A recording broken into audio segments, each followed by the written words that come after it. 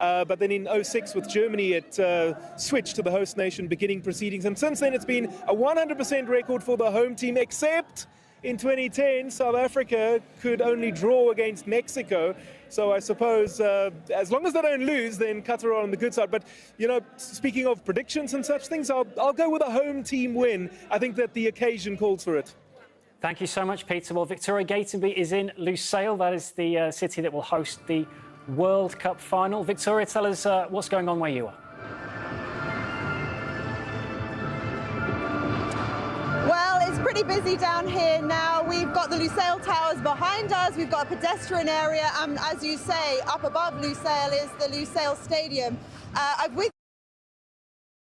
With me is two fans who have come here. I've got Jorge and Nieves. Jorge, where have you come from and who are you going to see? Actually, I was born in Mexico City, but I'm coming from Houston, Texas, in the United States. And so, pretty long journey. How long did it take you to get here? I think it was about 15 hours. 15 hours.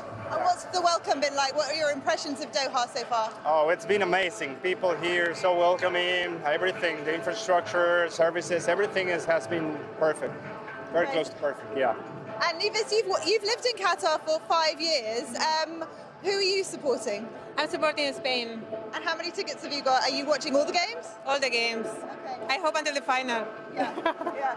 And so, as somebody who's lived in Qatar, what do you think it means to people here to have the World Cup for the first time in a Middle Eastern country? I think it's very important for them because they want to show the world how the amazing country they are. And they want to show the people who they really are, because I think people don't really know them.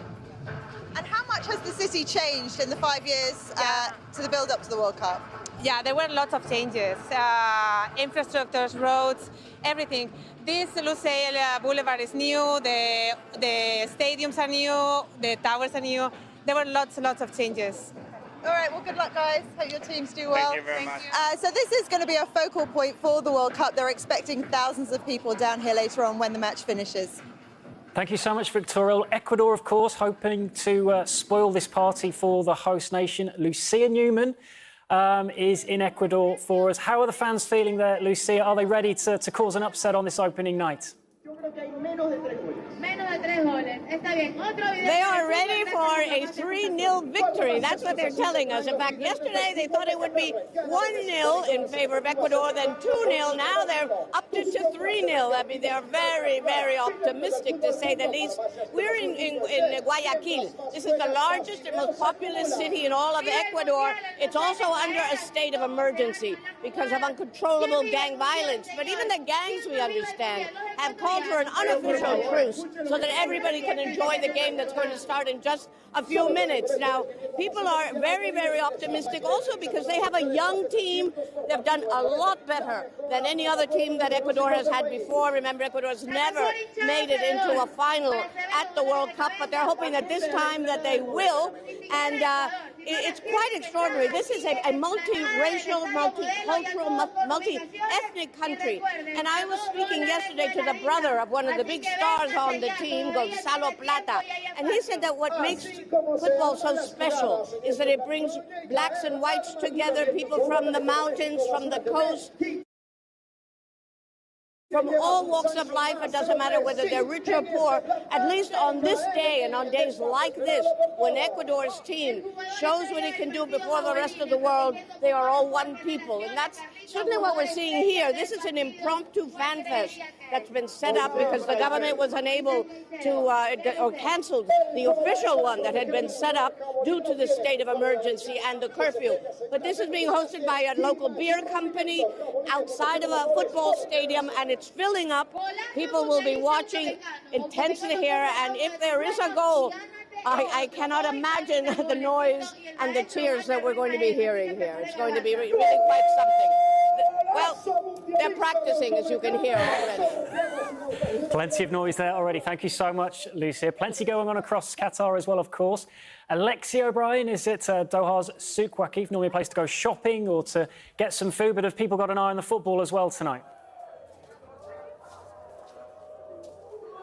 Absolutely. The football is really the centre of the focus here. It's been such a wonderful atmosphere this afternoon and evening as we've seen fans from all over the world come down here supporting their teams. Earlier on, we did see fans supporting Qatar and Ecuador. They seem to have headed off to go and watch that all-important opening match, but we have seen some Tunisians do a rousing football anthem, seeming to have some quiet joy about the injuries that are plaguing the French team. Of course, they're in the same group, Group D. These Tunisian fans saying that they hope that it will help them advance through the tournament, those injuries.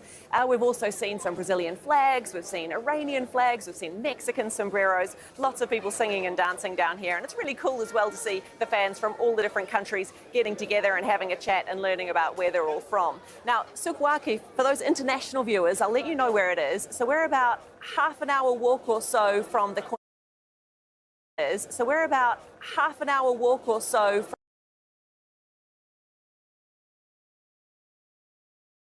from the Corniche studio where Joe and Farah are standing by. If they were to walk here, they would bypass past Peter Stemmet and the Fan Festival along the waterfront promenade here to Souk Waqif. And I am at the end of one of the main walking streets and the Fan Festival. You would head into the centre of the market. Now, if you were to be here about 100 years ago, one of the main walking streets, not the Fan Festival, you would head into the centre of the market. Because if you were to be here about 100 years ago, one of the main walking streets, not the Fan Festival, you would head into the centre of the market. There was no sad alley. And actually, if you extend to the labyrinth of alleys now in this souk that was rebuilt actually only in about 2004, 2006, you can actually find spices, you can find perfumes, you can find lots of football merchandise at the moment, you can find home hardware. Out here, though, it is all about the football and, as you said, about the food as well. I'm actually just eyeing up a pancake that is being cooked a little bit further down. I think that will be my next snack. Getting even hungrier down here now. Thank you now for now, Alexia. Let's go to the Doha Corniche, where Sahel Malik is standing by for us. Sahel, what's the mood like down with the fans where you are?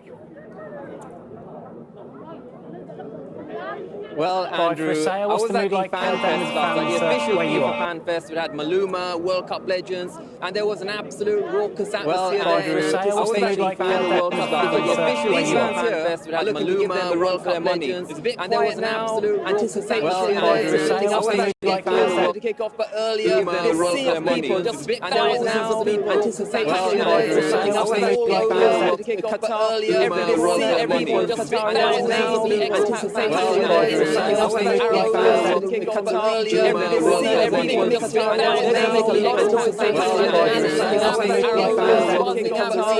Expected here, there were flags. And